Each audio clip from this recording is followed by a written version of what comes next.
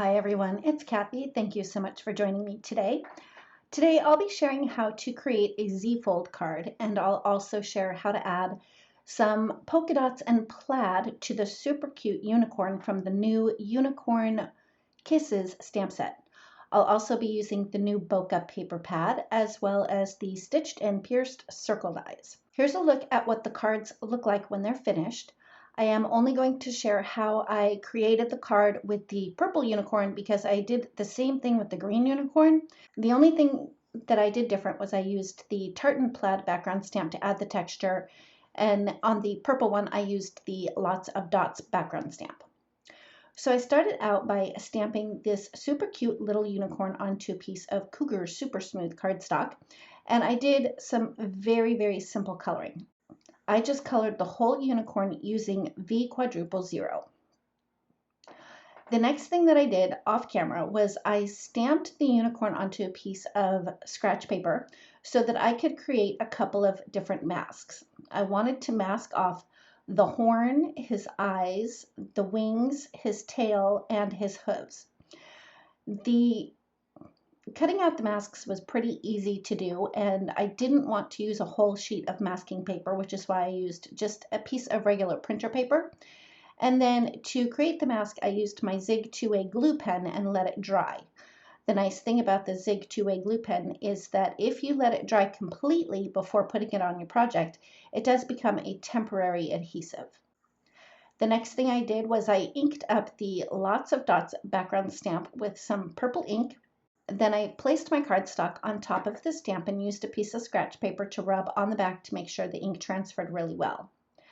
Next, I removed all of the masks, and as you can see, I don't end up with polka dots on his horn or in his eyes, on his hooves, or his tail. I decided that I wanted to add a little bit of shading, so I came in with my C1 marker and just added a little bit in the areas where it would be the darkest. So on either side of his front legs and down his sides and underneath his little chin there. Then I came back in with the V quadruple 0 marker and did another coat of that just to darken it up a little bit. And I also went over the C1 marker just to blend it out a little bit. Then I added a little bit more shading on his face, again with the C1 marker, and I did blend that out one more time with the V quadruple 0 marker. For his bangs and his tail, I just used a couple of different purple markers, and I'll make sure to have all of the colors that I used as well as all the products that I used listed in the description box below for you. For his hooves, I did leave the coloring in for that because I wanted to share how I got the highlight. I just started out with C7 and I colored from the outside of the hooves in towards the center. And then for his back hooves, I started with the C7 at the bottom and went up to the top. Then I blended out with BV25 and then I finished up with BV23 to blend all of that out. For his wings and his horn, the coloring was very simple. I just used a couple of BG markers for his wings and a couple of Y markers for his horn. After I was done with the coloring, I decided to fussy cut this little guy.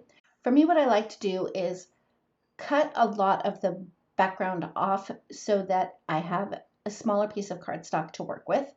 And another trick is instead of turning my scissors, I turn my cardstock, and I don't cut all the way down with my scissors. I'm just doing like tiny little cuts as I go around the image.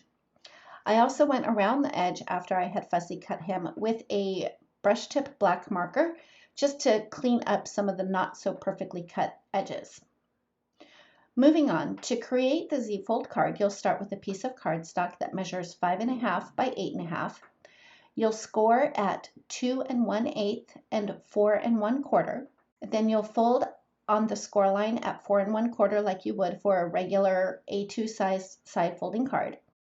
Then at the score line that was at 2 1/8, you're going to fold that in the opposite direction so it pulls out towards the left. And that's how you create the card base. To add the patterned paper, I grabbed a piece of cardstock from the new bokeh patterned paper pack and I cut it to 5 3/8 of an inch. Then I turned the cardstock and I cut it at 4 1/8 of an inch. That way I'll have a small little white border that goes all the way around the card. One thing to pay attention to is When you cut the patterned paper at 4 1/8, you want to make sure that the orientation is correct. You'll notice that I had turned my cardstock upside down, and that was just to make sure that the bokeh pattern lined up when I had the card closed. Next, I adhered the thinner strip to the smaller panel on the left-hand side, and then I adhered the other panel on the inside of the card. Of course, I had to add a whole bunch of foam tape to the back side of my little unicorn, and after I had all the foam tape on there and removed the release paper, I adhered that to the front of a circle that I die cut from white cardstock using the stitched and pierced circle dies. When I adhered the unicorn on the front of the card, I only put adhesive on the left side of the circle because had I put it all over the back of the circle, I would have glued my card shut, which is not what I wanted to do. To adhere the circle on the inside of the card and make sure that it was lined up, I put a little bit of temporary adhesive on the back side of the front circle, placed the inside circle on top of the temporary adhesive, and then closed the back of the card and pressed down really well to transfer the circle to the inside of the card. The problem is that somehow it shifted when I closed the card, so I had to remove it and do it a second time. But it was pretty easy to lift it off because I didn't burnish the adhesive into the inside of the circle. To finish it up, I arranged the sentiments from the Unicorn Kisses stamp set onto an acrylic block and used VersaFine Onyx Black ink to stamp the sentiment on the inside. And the final touches, of course, I had to add some shimmer and glitter to my little unicorn, so I used my Wink of Stella glitter pen and went over his horn and his wings. And that finishes up my first card. So for the green unicorn, I did the exact same technique. The only difference, as I mentioned, instead of using the Lots of Dots background stamp, I used the tartan plaid background stamp instead. And here's another look at both of the cards. Thank you so much for joining me. If you like this video, please give it a thumbs up. If you've not yet subscribed, we'd love it if you would. And don't forget to ring the bell so you're notified every time a new video is posted. Thanks again, and we'll see you next time.